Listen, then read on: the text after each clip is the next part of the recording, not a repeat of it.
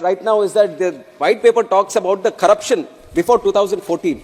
And if there was corruption happening in the country from 2004 to 14, the highest corruption happened in the state of Andhra Pradesh, which was not mentioned in the white paper, sir, which is very surprising, in fact.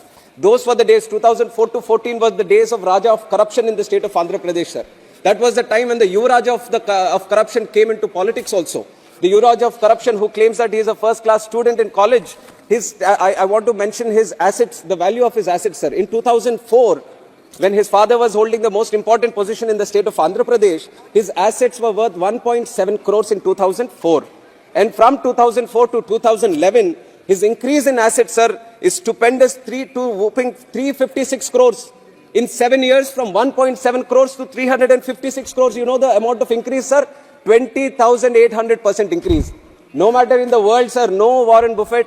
In the country, no one like Rakesh Jhunjhunwala can predict this kind of increase in any business that is happening in the country or the world, sir. Now, in such short time, in 7 years, when you can have this kind of growth, everyone is curious. Now, of course, I'm sure that members in this house are also very curious. Then how can a person be growing his wealth at such a stupendous rate? Now, even the ED, the IT, the CBI, they were also curious. That is why they have attached the 43,000 crores worth of assets of this very own person, sir. So these almost 32 cases under CBI, ED have been registered against him. So it is very important when the central government talks about the picture of the country, it needs to talk about some of the pictures that are happening in the states also. And I think 43,000 crores, huge number, sir. A lot of people, at least in the house or in the country, they won't even know. If you tell them to write 43,000 crores, they wouldn't even know how many zeros are there. It's such a big number. Such big number of cases happened, corruption happened in the state of Andhra Pradesh. Now so many cases have been filed. This was the situation in Andhra Pradesh from 2004 to 2014. Then that is why the people of Andhra Pradesh voted against corruption and brought in Chandrababu Naidu as the Chief Minister of Andhra Pradesh. And in the country also, they brought in Narendra Modi ji as the Prime Minister of the country so that they can deal with this kind of corruption that is happening in the country and the state also, sir. And from 2014 to 19, not a single case of corruption happened in the state of Andhra Pradesh. There might have been differences between the state and the center. They were purely in terms of how to progress the country and the state, sir.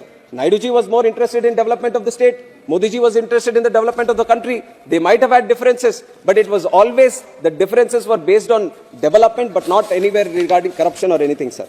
And then in 2019, this first-class student of college, who he claims to be, but now we know that he is not a first-class student of college, but first-class student of corruption.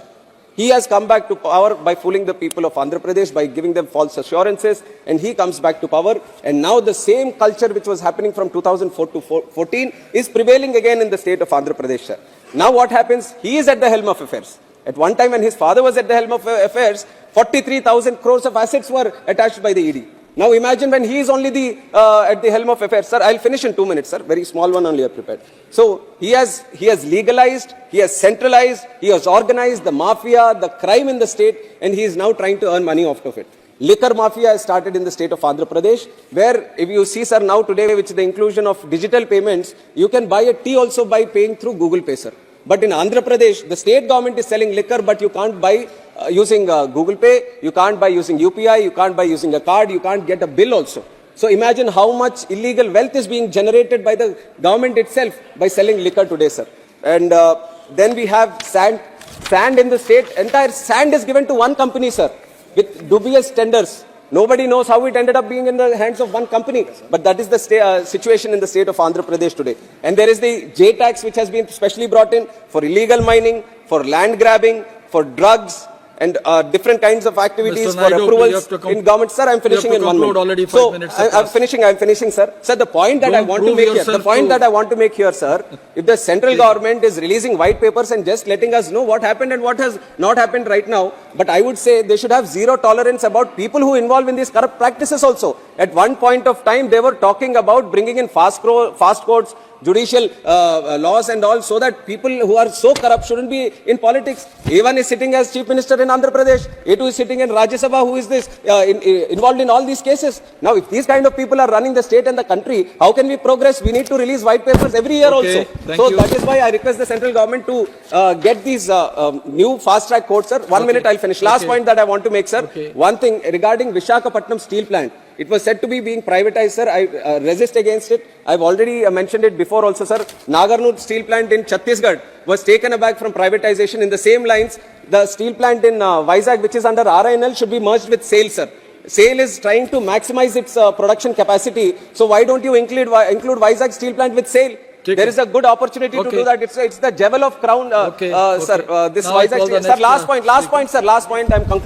I'm just concluding, sir. I would like to thank the central government for announcing Bharat Ratna for 3 most important people of the country. Narasimha Rao ji, who also hails from our Telangana state, and also Chaudhary Charan Singh ji and M. Swaminathan ji. It's a very good gesture from the central government, sir. But I, from our state, from our behalf, from Telugu people, sir, I would like to request Yoga Purushudu Vishwavikyata Natasarva Bomudu Swargiya Nandamuri Taraka Ramarao Garu, who is dearly called as Annagaru by all the people, Telugu people, not just in the country, sir, outside also, sir, that he also be granted Bharat Ratna, sir. He deserves it. He has been an excellent actor who's being treated as God even till today by people of Andhra Pradesh.